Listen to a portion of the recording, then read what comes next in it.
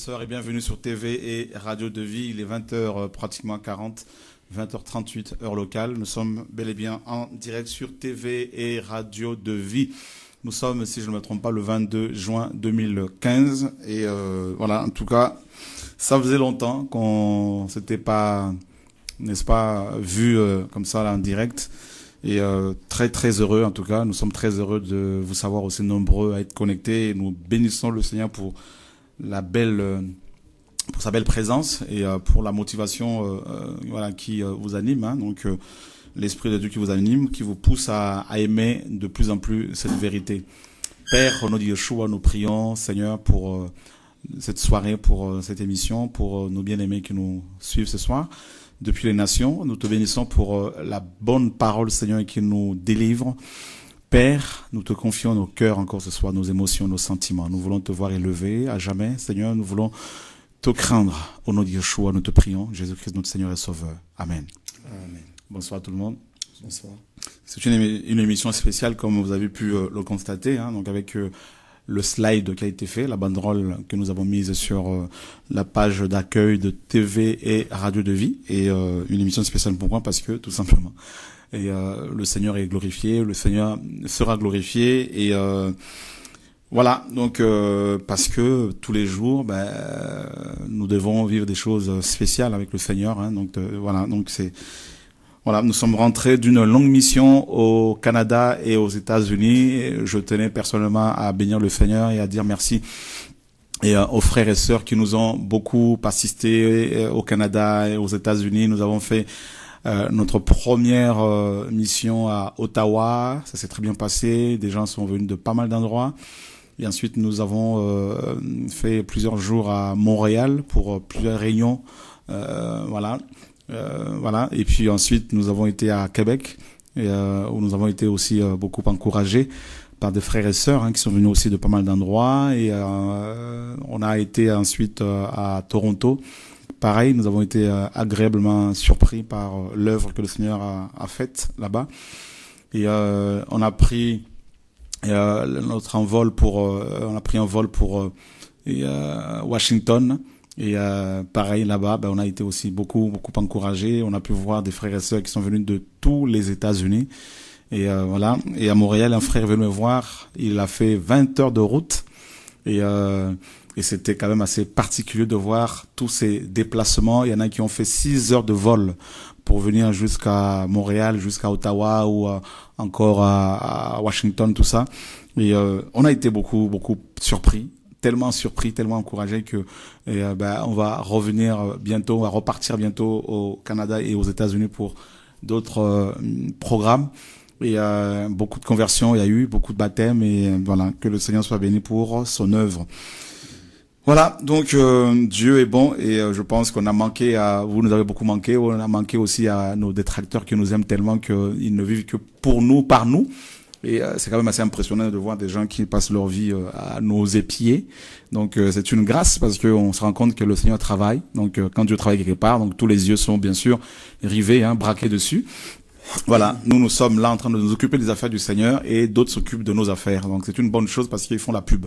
Que Dieu soit béni. Et comme vous savez, on aime beaucoup la guerre, pas la guerre charnelle, mais la guerre, bien sûr, contre les esprits impurs, et puis la guerre pour la défense de la saine doctrine. Et justement, c'est dans ce sens-là que on va aussi ce soir dénoncer, et mes amis, certaines personnes, pour que les enfants de Dieu soient éclairés, illuminés, au nom de Yeshua. Donc Benoît, on peut y aller. Voilà, donc on est avec des frères, donc qui sont sur le plateau avec nous, et voilà. Donc, on va procéder à, n'est-ce pas, quelque chose là, donc du côté du son. Et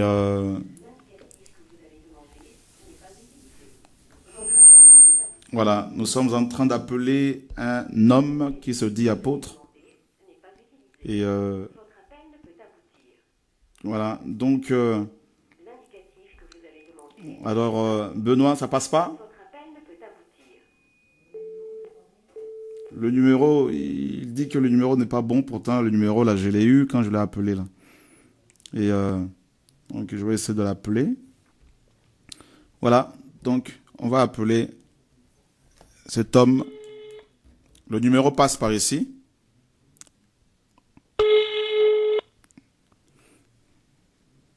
Allô?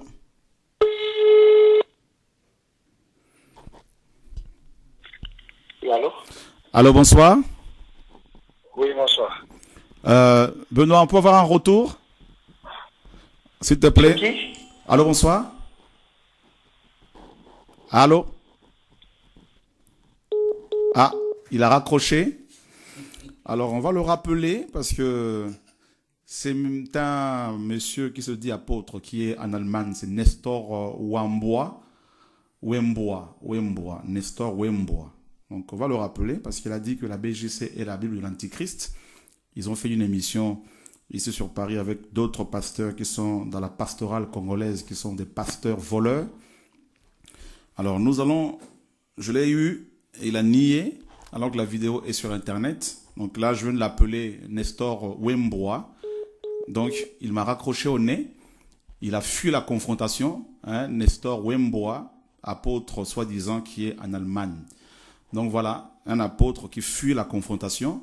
Le monde entier les chrétiens auraient voulu quand même l'entendre parler, n'est-ce pas?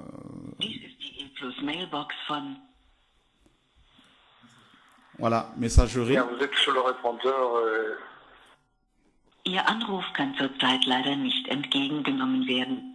Sie haben aber nach dem Signalton die Möglichkeit, Ihren Namen und eine Nachricht zu hinterlassen. Est-ce qu'on peut nous mettre son image là, s'il vous plaît, les amis? Parce que je dis aux enfants de Dieu, Dieu m'a appelé pour dénoncer, pour prêcher le retour de Jésus-Christ et pour défendre la sainte doctrine. Donc je n'ai peur de personne, peur de rien. Les chrétiens qui sont dépouillés, nous devons dénoncer ces hommes.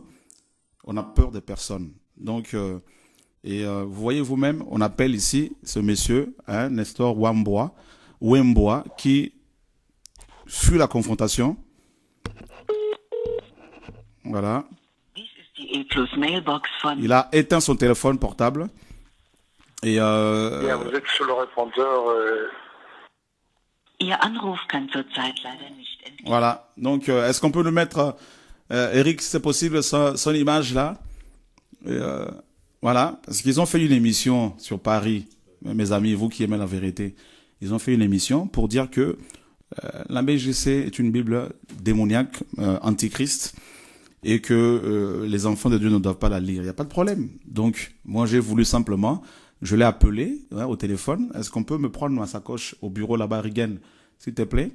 Je l'ai appelé pour que ce monsieur qui se dit apôtre, Nestor Wembois, qui se dit président des pasteurs congolais dans toute l'Europe, on l'a élu par ses compères, ses confrères, président de la pastorale congolaise européenne. Donc c'est lui qui est la tête, selon lui, de tous les pasteurs congolais vivant en Europe.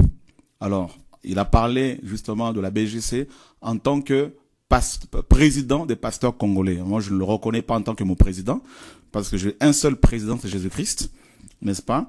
Le Seigneur a dit, n'appelez personne votre directeur, car un seul est votre directeur, n'est-ce pas? Dans Matthieu, voilà.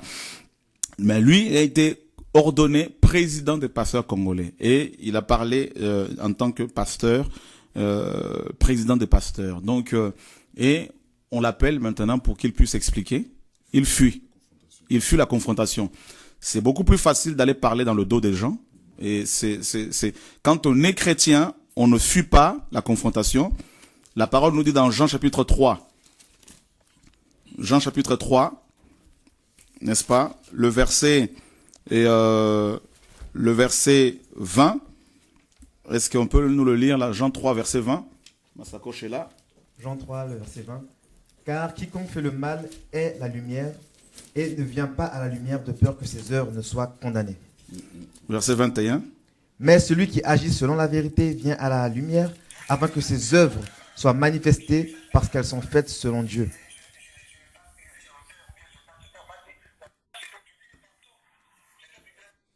Là, c'est quand je l'ai appelé, je lui ai dit que je devais l'enregistrer, donc il était au courant. Et il a tout nié. Hein?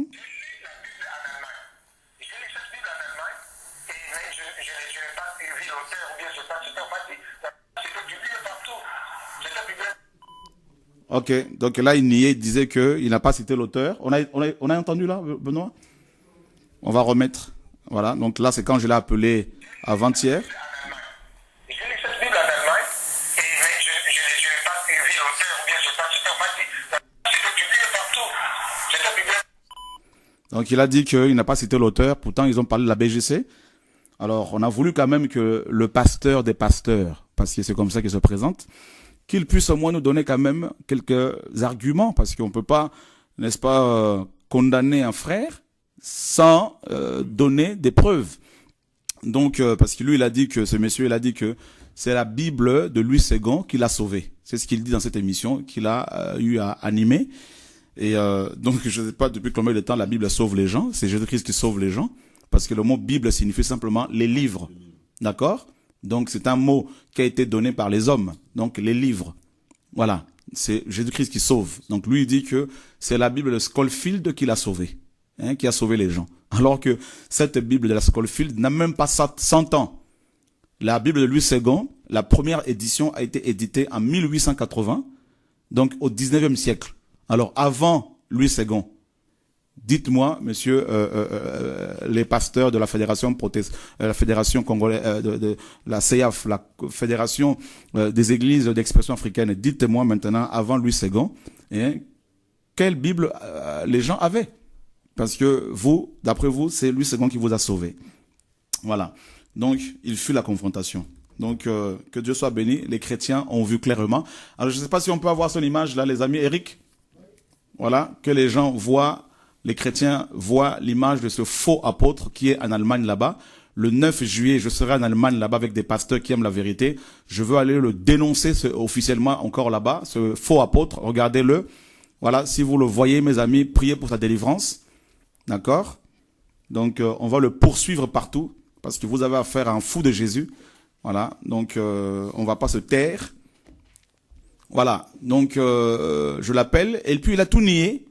Hein? Il dit que j'ai pas cité ton nom. J'ai parlé de la Bible des témoins de Jéhovah.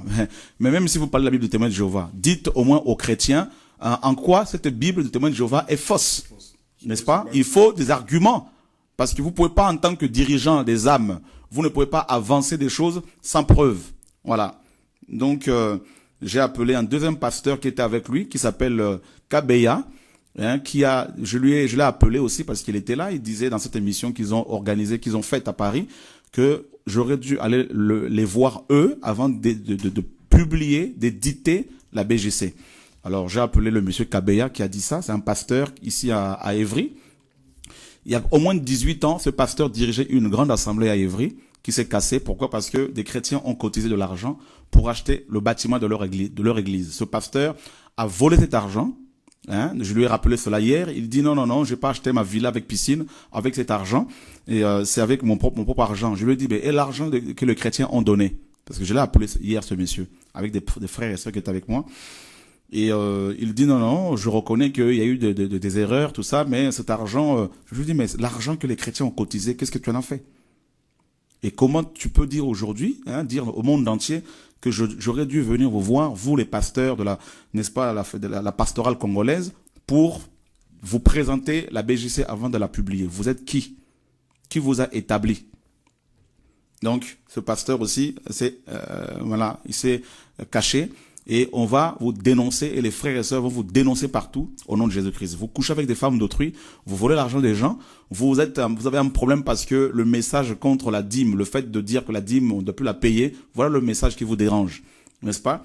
Et vous avez avec vous votre bishop Mosengo, hein, Jean-Claude Mosengo de l'église Maranatha, qui a frappé des jeunes qui sont allés distribuer des vidéos chez lui il y a quelques années, et qui dépouille aussi les chrétiens. On va montrer aussi son image à Mosengo avec soutane. Hein? Donc lui qui porte des soutanes comme son oncle Monseigneur Mosengo qui est à Kinshasa, qui est catholique.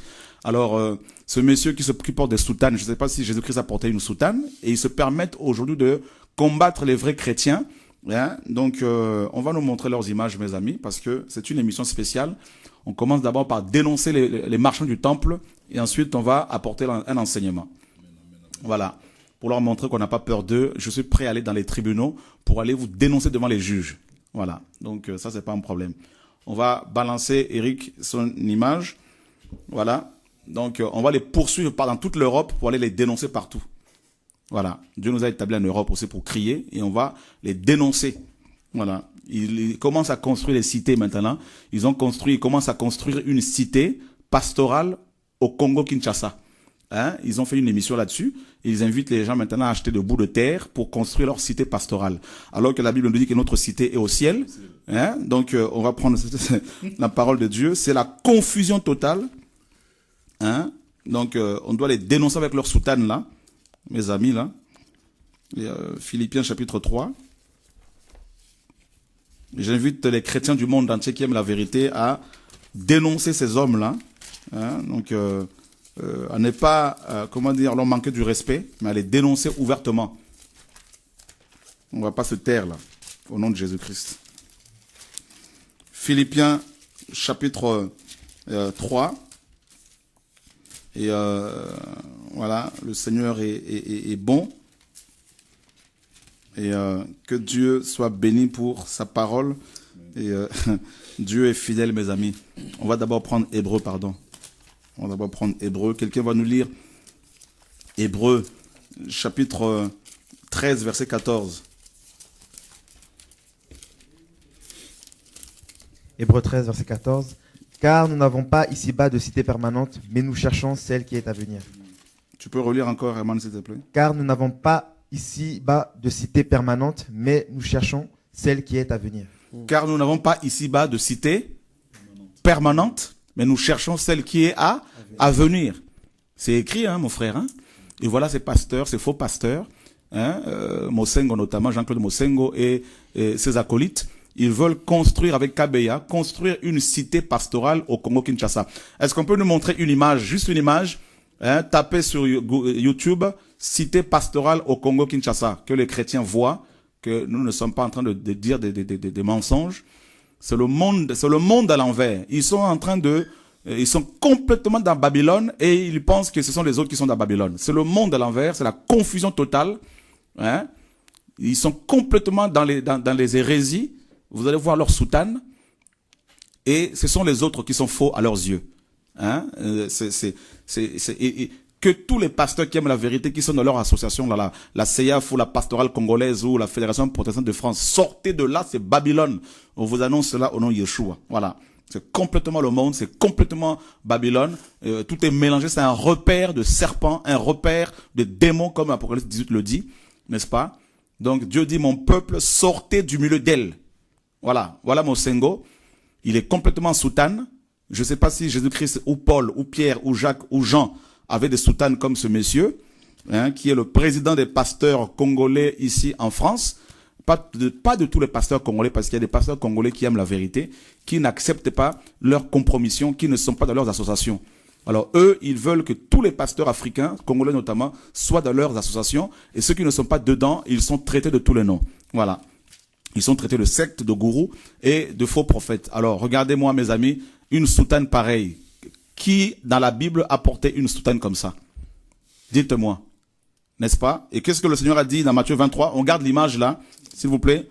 Dans Matthieu 23, qu'est-ce que le Seigneur Jésus-Christ a dit? Matthieu 23, d'accord? On va le lire. Et voilà, Matthieu chapitre 23. On va lire verset 24. Matthieu 23, le verset 24. Conducteur aveugle, vous coulez les moucherons et vous engloutissez le chameau. On continue. Malheur à vous, scribes et pharisiens hypocrites, parce que vous nettoyez le dehors de la coupe et du plat, alors qu'au-dedans, ils sont pleins de rapines et d'intempérance. Pharisiens aveugles, nettoie premièrement l'intérieur de la coupe et du plat, afin que l'extérieur aussi devienne net. Malheur à vous, scribes et pharisiens hypocrites, parce que vous êtes semblables aux sépulcres blanchis, qui paraissaient beaux au dehors, et qui, au-dedans, sont pleins d'ossements de mort et de toute espèce d'impureté. Ainsi, au dehors, vous paraissez justes aux hommes, mais au-dedans, vous êtes pleins d'hypocrisie et d'iniquité. Malheur à vous, scribes et pharisiens hypocrites, parce que vous bâtissez les tombeaux des prophètes et vous ornez les sépulcres des justes. Et vous dites, si nous avions vécu du temps de nos pères, nous n'aurions pas participé avec eux au meurtre des prophètes. Verset 5. 23,5. 23,5. Et ils font toute leur œuvre pour être vus des hommes. Ainsi, ils portent de larges phylactères et de longues franges à leurs vêtements. Ils aiment les premières places dans les festins et les premiers sièges dans les synagogues. Ils aiment les salutations dans les places publiques et à être appelés par les hommes, maître, notre maître, notre maître. Mais vous ne vous faites pas appeler notre maître, car Christ seul est votre docteur et vous êtes tous frères. Voilà. Donc, on va montrer maintenant les soutanes des prêtres catholiques, Eric, pour que les chrétiens voient que ces hommes-là qui disent que nous sommes dans Babylone, pour que le monde voit que c'est eux qui sont dans Babylone.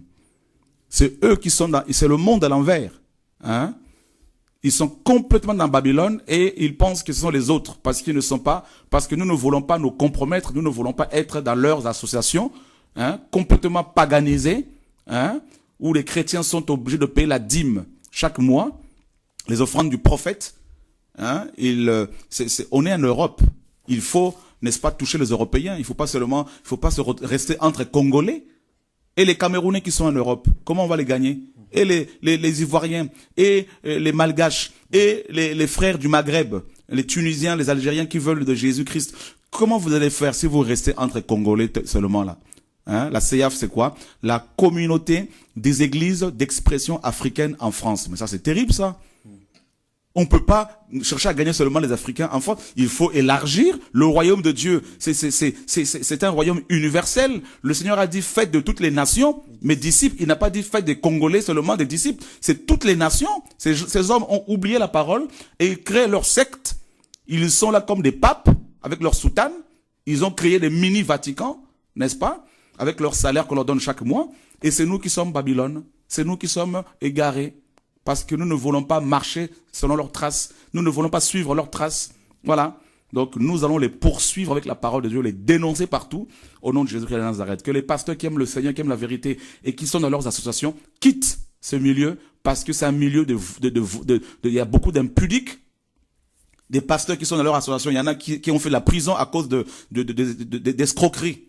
Il y en a qui ont porté des bracelets, hein, de prisonniers à cause d'escroqueries. Babylone, c'est ça. C'est la confusion par le mélange. Voilà. La confusion par le mélange. Et ils veulent maintenant, n'est-ce pas, bien sûr, ils nous critiquent parce qu'ils ne veulent pas que nous parlions de leurs œuvres. Ils veulent qu'on se taise. On ne va pas se taire. Voilà. Et on va vous dénoncer. Et d'ailleurs, si vous portez plainte, nous allons aller au tribunal pour dénoncer les méfaits de vos collaborateurs pasteurs qui couchent avec des mineurs. On a des preuves. N'est-ce pas? Donc, ça, il n'y a pas de souci pour cela. On va montrer les soutanes des prêtres catholiques pour que les chrétiens voient qu'il n'y a pas de différence entre ces hommes et les prêtres de l'église romaine. Voilà. Au nom de Yeshua. La vérité doit être, voilà. Voilà où est la différence entre ces pasteurs et les prêtres catholiques chrétiens. Regardez vous-même. Où est la différence? Et c'est nous qui sommes dans Babylone selon eux. Voilà. C'est nous qui sommes égarés selon eux. C'est la confusion totale. La confusion, ils ont rejoint l'église mère, la maison mère, c'est-à-dire l'église romaine. Voilà. Et c'est les autres qui sont dans le faux parce qu'ils ne veulent pas manger leur sauce, ils ne veulent pas boire leur sauce, n'est-ce pas? Voilà. Ils ne veulent pas boire le vin de la débauche avec leurs associations. Est-ce qu'on va nous montrer une image là de leur cité pastorale là sur YouTube, si c'est possible, mes amis? La cité pastorale congolaise, tapez cela. Est-ce qu'on a retrouvé l'image, Eric? La cité pastorale, voilà. Et on va les dénoncer bien comme il faut au nom de Yeshua. Voilà. Ils veulent vous garder prisonniers de leur prison. Et voilà. Quand vous voyez ces choses-là, qu'est-ce que ça vous inspire? Qu'est-ce que ça vous dit? Qu'est-ce que ça vous fait? Moi, le micro un peu plus proche. Je sors un peu de ce milieu-là. Tu étais là-dedans? J'étais là-dedans. Tu as fait combien de temps? J'ai fait un peu plus de 10 ans. Plus de 10 ans? Dans quelle assemblée exactement? Dans la communauté Cévennes. Cévennes. Le pasteur, c'était qui? Oscar Boula. Oscar Boula. Boula, oui. Je n'ai pas encore entendu parler de lui. D'accord. Bon, j'ai un peu vu tout ça, hein. J'ai vu naître tout ça. Tu as vu tout ça? Voilà. Donc t'es pas choqué quoi de ces images-là? Bon, maintenant oui, parce que je suis sorti, j'ai pris la décision de m'en aller et j'ai j'ai compris que c'était pas des bonnes pratiques. D'accord.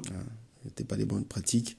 C'était c'est plutôt une organisation pour promouvoir la gloire d'une personne plutôt que celle de Jésus. D'accord. C'est un peu ce que moi j'ai retenu. Et ce qui fait qu'aujourd'hui, bon, nous avons pris la décision, ma femme et moi, de quitter la communauté pour aller chercher la vérité ailleurs, parce qu'on a trouvé que ce qui se passait n'était pas la vérité. D'accord. Tout simplement. D'accord. Donc, et on te faisait fallait servir le pasteur, fallait...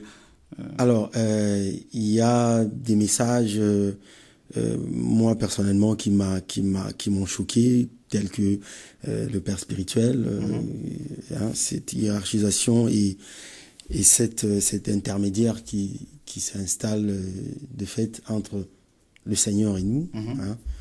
Et puis un peu tous ces messages sur les différentes alliances qu'il fallait conclure.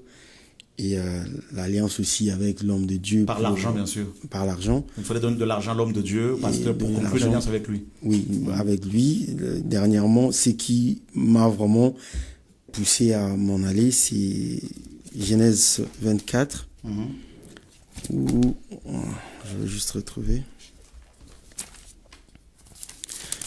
J'ai eu très peur au départ, parce que moi, la personne était pour moi une autorité. Un modèle, ouais. Il m'a apporté beaucoup dans mon parcours universitaire, que ce soit financièrement, voilà. Et pour moi, c'était un peu ne pas être reconnaissant que de quitter tout ça. Mais au final, j'ai décidé de m'en aller, parce que alors donc on nous a fait lire Genèse 24, chapitre 2. Abraham dit à son serviteur, le plus ancien des serviteurs de sa maison, l'intendant de tout ce qui lui appartenait, mais je te prie ta main sous ma cuisse et je te ferai jurer par Yahvé, le Dieu du ciel et le Dieu de la terre, que tu ne prendras point de femme pour mon fils parmi les filles des Cananéens. Donc, il y a eu un autre serviteur de Dieu, que j'aimerais taire le nom, qui est venu. Non, je peux dire son nom parce que les chrétiens doivent être libérés. Qui est venu et qui... de Kinshasa? Non, qui est ici, qui est venu à l'Assemblée prêcher. Je prêchais, devant les serviteurs. C'était une invitation du pasteur pour tous les serviteurs, nous, tous qui avons un rôle à jouer. Voilà, la salle était pleine. Il fallait qu'on renouvelle notre alliance envers l'homme de Dieu. Donc, renouveler l'alliance avec l'homme de Dieu. Il fallait mettre la main sur sa cuisse. Sur sa cuisse, comme dans Genèse 24. Oui, mettre la main sur la cuisse. Jésus et puis, de Nazareth. le saluer, serrer la main. Donc, par cela, nous allons renouveler notre alliance. Ça, le pasteur qui est venu prêcher, s'il te plaît, frère, pour éclairer les chrétiens, parce qu'il est question de l'éternité. C'est qui? Honnêtement, je n'étais pas venu pour cela. Donc, oui, j'ai un peu peur. T'as peur, hein? J'aurais voulu m'entretenir avec toi, Okay. un peu en privé, qu'on parle un peu de tout ça, un peu à profondeur. Est-ce que tu as mis ta main sur la cuisse? J'ai mis ma main sur la cuisse. Sur la cuisse. Tu as donné combien en argent, en euros, là? Non, c'était renouveler l'alliance, donc ça consistait juste à ça. Tu as donné combien? Il y a eu plusieurs alliances. Il y a eu des 300. 300 euros. Et oui, des 500, des 100. Tout dépendait. Donc, j'ai mis ma main sur la cuisse et puis salué. Et ce qui m'a le plus choqué, c'est que ce serviteur a dit que tous ceux qui vont quitter cet homme sont les fils de la perdition. Voilà. Donc, ça m'a... Frère, je comprends que tu puisses avoir peur parce que c'est nouveau pour toi. Oui. Mais je crois que Dieu, toute chose concorde bien de ceux qui aiment le Seigneur. Personne ne peut te toucher. Tu étais là-dedans, ils n'ont pas pu te tuer. Personne ne peut atteindre ta vie parce que tu appartiens à Jésus. Tu comprends, non? Nous avons décidé de dire toutes les vérités, non dans le but de détruire qui que ce soit, mais dans le but de libérer les chrétiens parce que c'est biblique. Et je pense que tu n'es pas sans savoir comment nous sommes persécutés à cause de la vérité, calomniés, tout ça, là, parce que nous voulons que les chrétiens soient éclairés.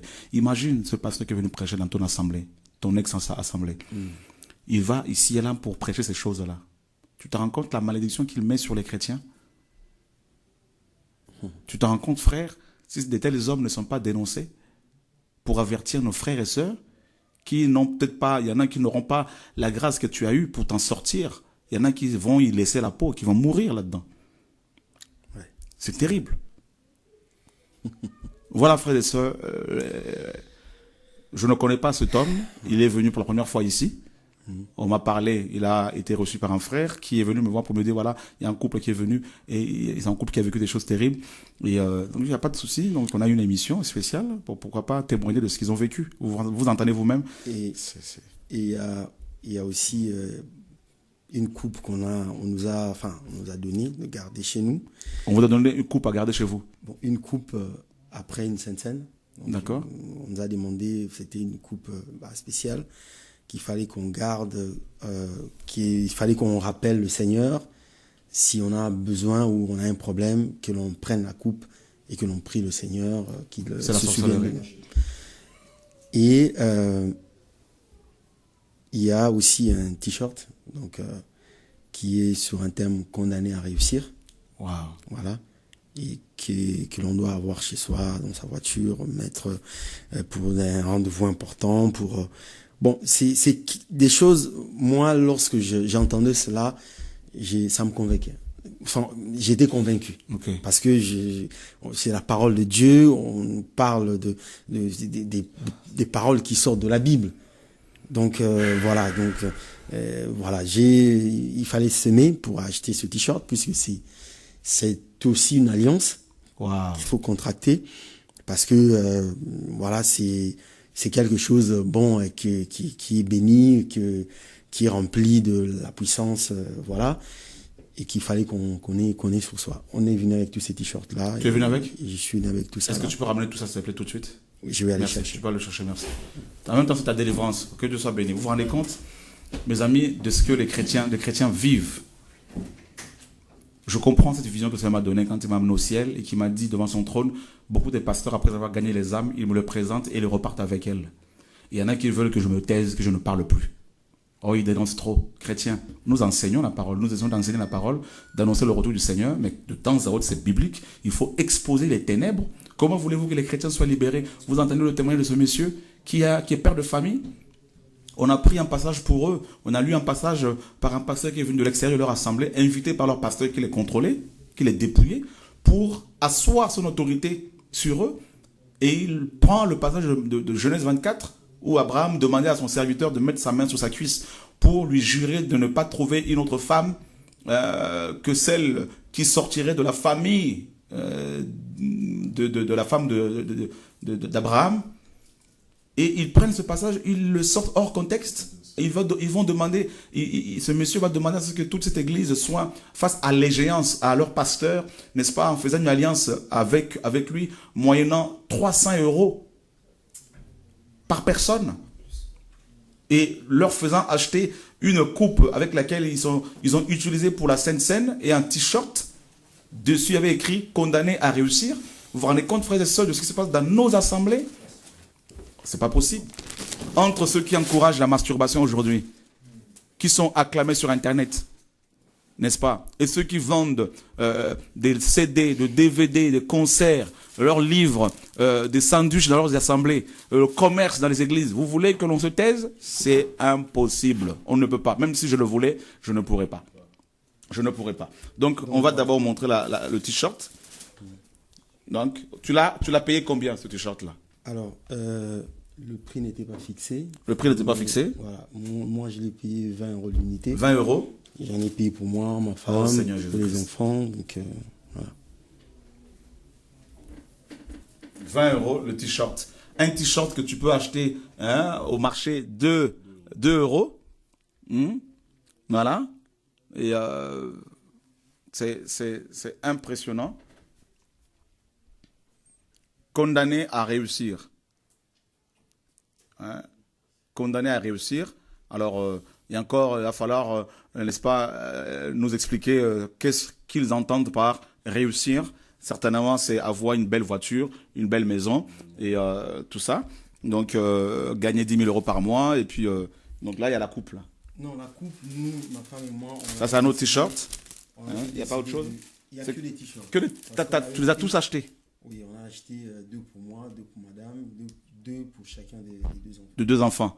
Waouh! Donc, 2 t-shirts par famille, par personne, pardon. Le micro, et voilà. 2 t-shirts par famille. Oh là là. Oh là là, Seigneur. Donc, la coupe, comme je disais, ma femme et moi, on avait décidé de nous en débarrasser parce que on n'était pas convaincus par ce message-là. On a prié le Seigneur et on a jeté à la poubelle, tout simplement. Wow. Donc, on s'était, comme je disais, il y avait un peu cette reconnaissance envers tous les bienfaits que cet homme a fait pour moi. Parce qu'il m'a aidé financièrement, bien que j'ai été aussi là pour lui. Mais cette aide qui m'a apporté a fait que j'étais très reconnaissant. Je me disais que quitter l'Assemblée comme ça serait un peu pas bien. Ça serait un signe un manque de reconnaissance, d'ingratitude. Donc, mais au-delà de ça, on est arrivé à un moment où je me suis vraiment rendu compte que non, ça ne va pas parce que ça ne cadre pas du tout avec l'idée que je me fais de Jésus et de sa parole, tout simplement. J'ai fini par me convaincre que je n'appartiens pas à quelqu'un. Amen. Amen. Mais j'appartiens à Jésus. Amen. D'une part, et puis d'autre part, je ne peux pas mélanger ma foi envers Jésus avec une relation avec une personne. C'est 2 choses différentes. Amen. Amen. T'as tout compris. Donc, t'as tout compris. C'est pour cela que on a voulu par cette émission aussi, quand on a su que tu étais là, t'encourager parce que voilà. Donc le Seigneur fait bien les choses. Hier soir, on s'est dit avec des frères, on va faire une émission quand même spéciale. Le Seigneur nous a mis cela à cœur, moi personnellement. Et voilà que tu viens pour la première fois dans nos locaux ici. Donc nous sommes lundi bien sûr. Et il n'y a pas de hasard tout ça. Le Seigneur a permis, parce qu'au travers de ton témoignage, beaucoup de chrétiens, je pense, qui vont être encore éclairés, parce qu'il y en a pas mal qui sont dans ces églises où on leur demande de conclure des alliances avec des pasteurs moyennant de l'argent. Et tout ça, là, au lieu d'amener les gens dans le royaume de Dieu, on les amène dans les bâtiments d'église ou dans les maisons qui sont, pour beaucoup, des églises. Et alors que l'objectif premier, c'est d'amener les gens à Dieu, n'est-ce pas? Et c'est vraiment, c'est quand même impressionnant. Et voilà, donc l'image, là, est-ce qu'on va retrouver l'image là de la cité pastorale? C'est bon, Eric, ou pas? Voilà, donc on a lu le passage de Hébreux et 13-14. Notre cité n'est pas ici-bas. Donc les Écritures sont claires là-dessus. Et qu'un chrétien construise sa maison parce que il a son argent, ça c'est son problème. Mais aller construire une cité pastorale, une cité pour les chrétiens, c'est de l'utopie. C'est carrément, c'est autant faire comme les Mormons, et puis voilà. Donc c'est carrément le monde à l'envers. C'est carrément, mais c'est pas possible quoi. C'est vraiment Babylone dans sa, n'est-ce pas? Voilà la cité, le domaine cité fidèle Kinshasa. Maluku, domaine cité fidèle, voilà, ça c'est la cité que la pastorale congolaise en France, en Europe, veut construire à Kinshasa pour les chrétiens, pour les pasteurs et certainement pour toute autre personne qui aimerait rejoindre la secte pastorale. Et c'est le monde à l'envers. On remet encore l'image là, s'il vous plaît. Voilà. Donc, et c'est nous qui sommes dans Babylone. Alors, c'est le monde à l'envers, c'est l'hôpital qui se moque, qui se fout de la charité. Et voilà, c'est vraiment là, ils ont fait une émission là-dessus. C'est vraiment le monde total, Et voilà, la cité pastorale et la cité, comment ils l'ont nommé la cité, comment là déjà là, le domaine, Voilà. Alors, montrez-nous le clin d'œil aux initiateurs là. Voilà. Ils sont tout fiers là. Les initiateurs de la vision de cette cité, c'est toujours Mosengo, Jean-Claude. Voilà, ils sont tout fiers là, mes amis, tous ces pasteurs de la fédération, de la pastorale congolaise. Et voilà, pendant que nous nous préparons pour le retour du Seigneur, eux ils sont en train de bâtir leur cité, tout ça. Et attendez, je ne dis pas que un chrétien qui a son propre argent ne peut pas construire une maison pour y vivre avec sa famille. Et voilà. Mais de là à aller s'associer avec d'autres pasteurs, comme on le voit sur la photo là, pour construire toute une cité, la pastorale congolaise de France. Voilà. C'est cette pastorale là qui est à l'initiative de, n'est-ce pas, à l'origine de ce projet. C'est le monde de l'envers. Pendant qu'il faut préparer les chrétiens à l'enlèvement, au retour du Seigneur. Voilà. Donc, c'est quand même impressionnant, hein? C'est un peu chaud, et moi ce qui me fait mal, c'est en entendant ce témoignage et en voyant tout ce qui se passe, parce que je suis un peu au courant de ce qui se passe un peu dans Paris, malheureusement. Je me dis, c'est triste de voir combien beaucoup de chrétiens en fait ont abandonné l'amour de la vérité pour les sentiments en fait. Et les gens se laissent facilement avoir, non, c'est mon papa spirituel, c'est mon ceci, c'est mon cela, au lieu de se baser en fait sur la parole de Dieu qui est là et qui ne bouge pas, quoi. Et ça fait mal au cœur. Et puis le plus dommage dans tout ça, c'est que lorsque le Seigneur nous envoie des hommes, des femmes pour crier, pour avertir, c'est ces mêmes personnes-là en fait qui sont lapidées. Et tu dis, en fait, il n'y a rien de nouveau sous le soleil. Tout comme les prophètes se sont fait lapider dans le passé, c'est exactement la même chose aujourd'hui, et c'est dommage. Malgré tout, merci Seigneur, il y en a qui se réveillent, c'est vrai, mais le constat, il est amer. Partout, c'est amer. C'est vraiment une génération perverse et corrompue. Voilà. C'est dégoûtant. Donc on relit encore Hébreux 13, 14. Et la Bible dit, car nous n'avons pas ici-bas de cité permanente. Car nous n'avons pas ici-bas de cité permanente. N'est-ce pas? Mais nous cherchons celle qui est à venir. Mais nous cherchons celle qui est à venir. Hein? On va remettre encore l'image là. Quelqu'un va nous relire encore Hébreux 13 là-bas, s'il vous plaît, les gars. On va remettre encore l'image là. C'est vraiment... c'est impressionnant. Voilà. C'est impressionnant, mes amis. C'est la fin. Le Seigneur est en train de revenir véritablement. Voilà. Voilà. Donc, pendant que l'image est là, est-ce que quelqu'un peut nous relire Hébreux là-bas? Donc, ils ont appelé domaine cité fidèle. Alors, je ne sais pas cité fidèle par rapport à quoi. Une cité fidèle par rapport à qui? Et voilà. Donc, pendant qu'on a l'image là, on va relire un passage qui contredit leur projet. Donc, Hébreux 13, 14, toujours. Car nous n'avons pas ici-bas de cité permanente, mais nous cherchons celle qui est à venir. Car nous n'avons pas ici-bas de cité permanente. Voilà. Philippiens 3, 20. Philippiens 3, 20. Mais pour nous, notre cité est dans les cieux, d'où nous attendons aussi le Sauveur, le Seigneur Jésus-Christ. Mais pour nous, notre cité est dans les cieux. Eux, ces pasteurs-là, qui nous traitent de Babylone, par contre, ils ne veulent plus aller au ciel. Hein. Ils veulent une cité terrestre. Alors que la terre sera détruite. Donc, construire une maison personnelle, individuelle, parce que Dieu t'a donné les moyens, sans voler l'argent des gens. Ok, ça c'est personnel. Mais de là à aller construire une cité pour les pasteurs, une cité fidèle. Vous ne voyez pas fois des heures que vos pasteurs se sont égarés, qui n'ont plus le message, qu'ils vous préparent pour régner sur la terre. Voilà le monde à l'envers.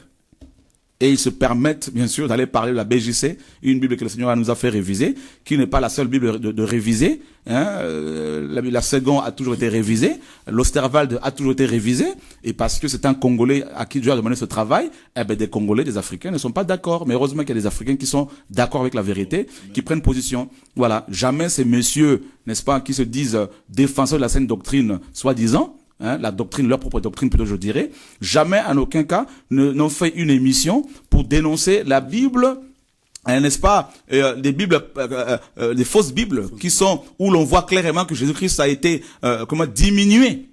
Jamais en aucun cas. En aucun cas. Il y a une Bible qui a été traduite pour, n'est-ce pas, les homosexuels. En aucun cas, ces grands messieurs ont fait une émission là-dessus. Voilà.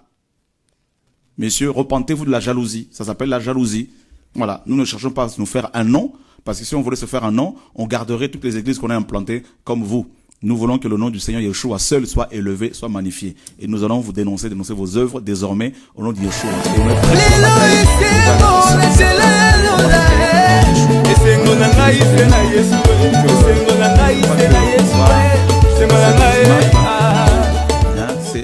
C'est la cité. Voilà, donc on va aller voir une parole on reste là, sur la cité, l'image là.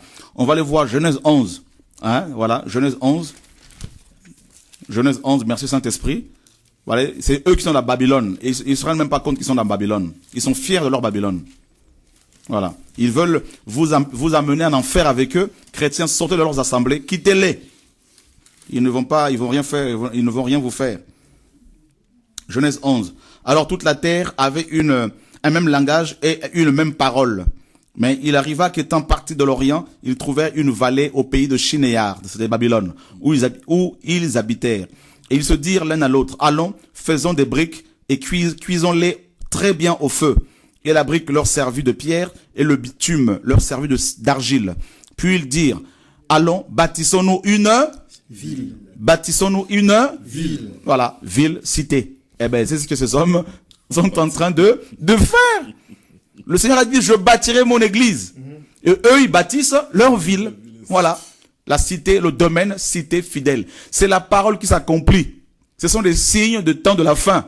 Et eux, ils pensent que le fait que nous ayons révisé cette Bible, la BJC, c'est un signe de la fin de temps. Alors que c'est plutôt eux qui sont complètement égarés. C'est le monde à l'envers, c'est vraiment l'hôpital qui se fout de la charité. Voilà. Le monde à l'envers, chrétien. Que Dieu nous garde. Je dis bien que quelqu'un construise une maison personnelle individuelle pour y habiter avec sa famille, ça c'est pas un problème. Mais de là à aller construire une cité et ils sont fiers, ils mettent leurs photos parce qu'ils sont les initiateurs de ce projet. Chrétiens, réveillez-vous. Vous ne voyez pas que vos pasteurs ne sont plus avec Dieu?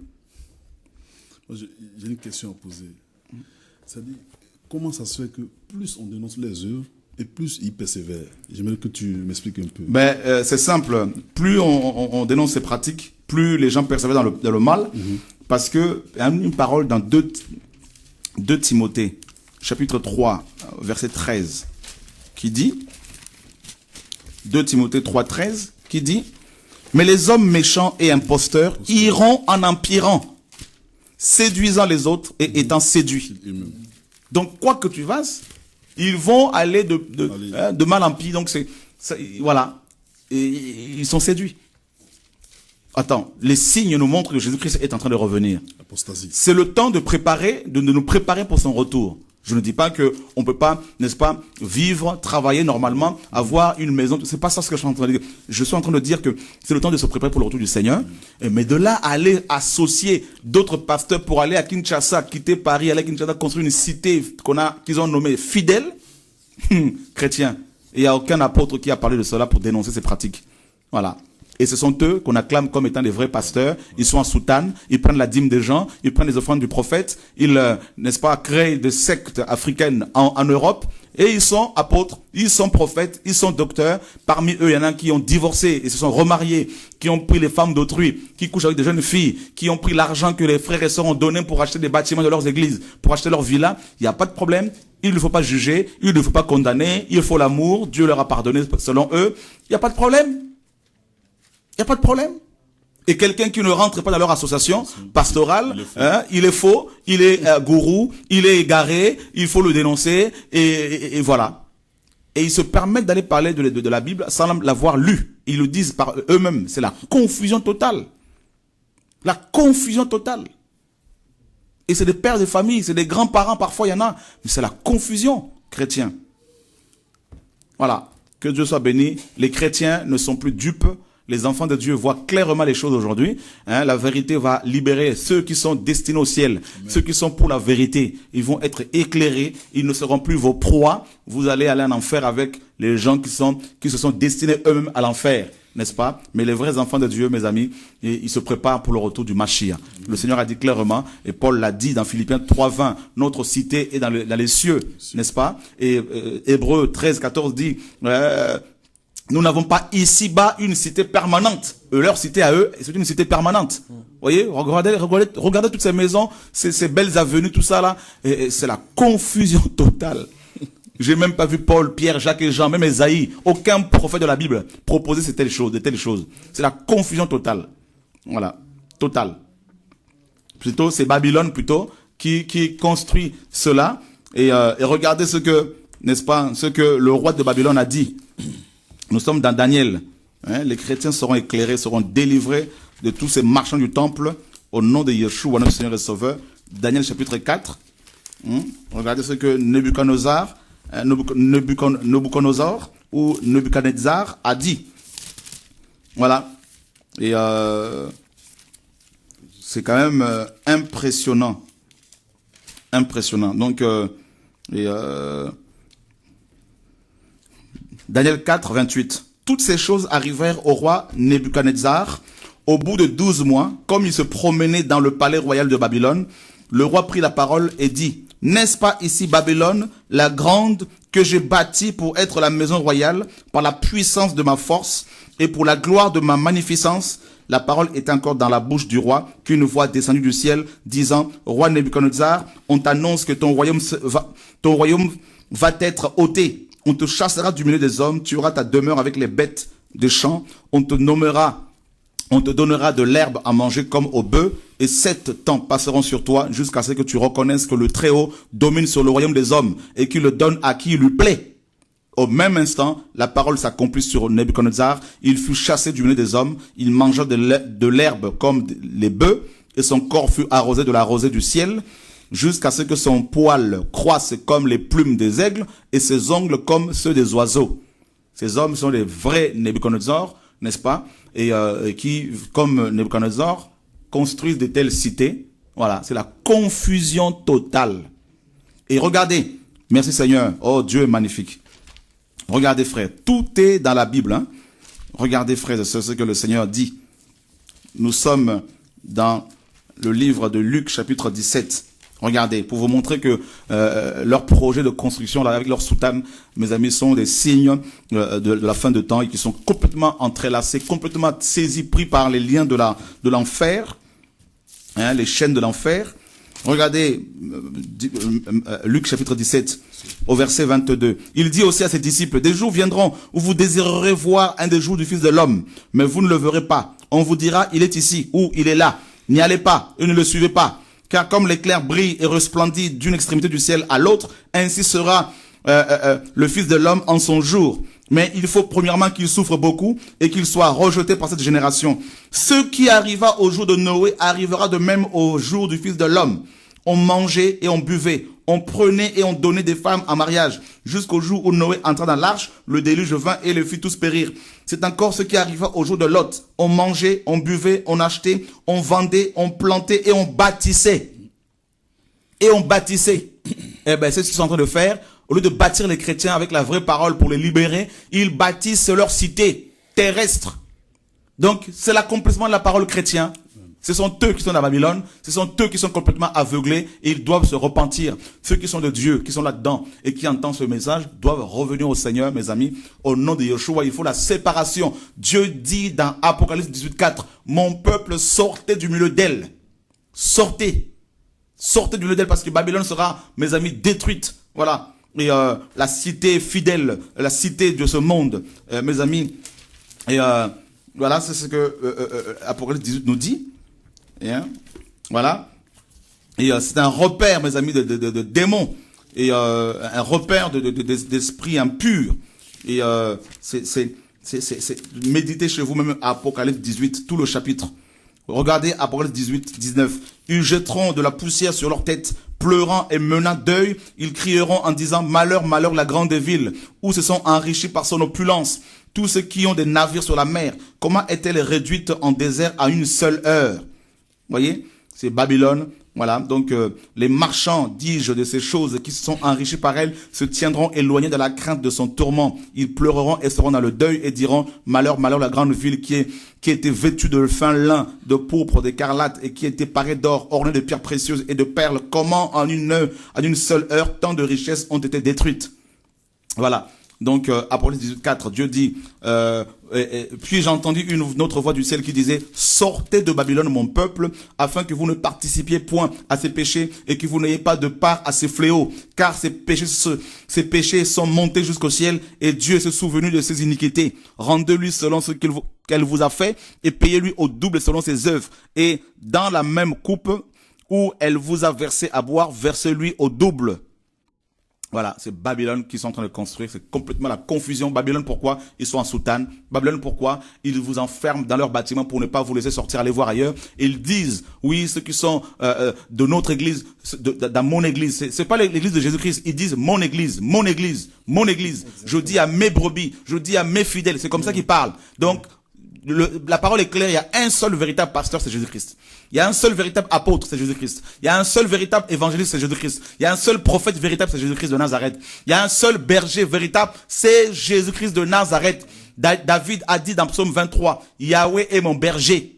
Et le Seigneur dans Jean 10, il a dit, je suis le bon berger. Votre véritable pasteur, c'est ni Shora, ni les frères qui sont là. C'est Jésus-Christ de Nazareth. C'est lui seul et lui seul qu'il faut suivre. Amen. Il revient bientôt. Revenons, mes amis, à la maison du Maître. Revenons comme le Fils prodigue à la maison du Père céleste. Quittons ces milieux. C'est pourri. C'est un repère des démons, des sorciers, des faux pasteurs. C'est un mélange. La parole est claire. Ne soyez pas leurs associés. J'appelle tous les vrais pasteurs qui aiment la vérité. Tous les vrais apôtres, prophètes, docteurs qui aiment la vérité. Quittez ces milieux, restez seuls avec Dieu. Les vrais enfants de Dieu sont souvent des solitaires. Mais avec le Seigneur, Paul a dit, je suis seul, tous m'ont abandonné. Le Seigneur a dit, je suis seul, mais mon Père est avec moi. Jésus-Christ est homme. Mes amis, Ésaïe est un homme seul. Jérémie disait, je me suis tenu solitaire. Je n'ai pas été dans leur assemblée. Je ne me suis pas assis en compagnie des moqueurs. Il faut quitter leur milieu. C'est complètement Babylone. Ils veulent vous rassembler, vous amasser comme comme mes amis, des graines. Et pour que Dieu vous juge, mes amis, quittez ce milieu. Et la parole est claire, frères et sœurs, la parole est claire. La parole est claire. Il est dit dans Psaume chapitre 1. J'appelle tous les vrais pasteurs, tous ceux qui aiment la vérité et qui sentent que ça sent le roussi, ça sent, mes amis, le péché là-dedans. Je vous appelle de la part du Seigneur à quitter ce milieu parce que Dieu vous aime. Mes amis, dans Psaume chapitre 1er, Dieu dit, béni est l'homme qui ne marche pas selon le conseil des méchants, qui ne s'arrête pas sur la voie des pécheurs et qui ne s'assied pas dans l'assemblée des moqueurs, mais qui prend plaisir dans la loi de Yahweh et qui médite sa loi nuit et jour. Voilà, qui ne s'assied pas en compagnie des moqueurs. Voilà, l'assemblée plutôt, ici là, l'assemblée des moqueurs.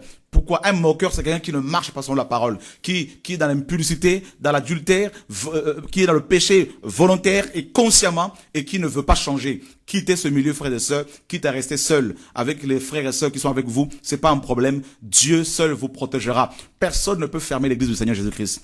On peut fermer nos bâtiments, mais on ne pourra pas fermer la véritable église. Le Seigneur a dit à Pierre, tu es Pierre, et sur ce roc, je bâtirai mon église, mon église. L'enfer, les portes de l'enfer ne prévaudront point contre elle.